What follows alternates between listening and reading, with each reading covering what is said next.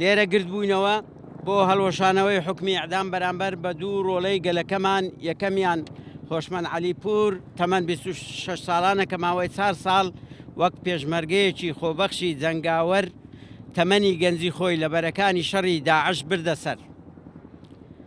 لێبڕاوانە بۆ تێکشکانی ئەم هێزە تیرۆریست و کۆنەپەرستە لە مەیدانی جەنگدا بووە. ئێستا کۆماری ئیسلامی ئێران وەک سزایەک بەرامبەر بە خێزانە تێکۆشەرەکەی بڕیاری لە سێدارەدانی بەسەردا سەپاندووە. هاوکات لەلایەکی دیکەوە بڕیاری لە سێدارەدان لە دادگاکانی پارێزگای مووسڵ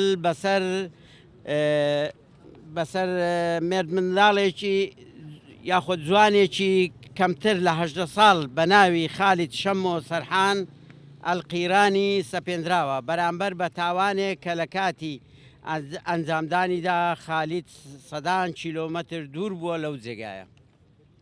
ئێمە لێرەدا داواکارین بڕیاری لە سێدارەدان لە ئاستی جیهانیدا وەک تاوان سەیر بکرێت لەلایەن نەتەوە یەکگرتووەکان و دادگای تاوانی نێودەوڵەتیەوە.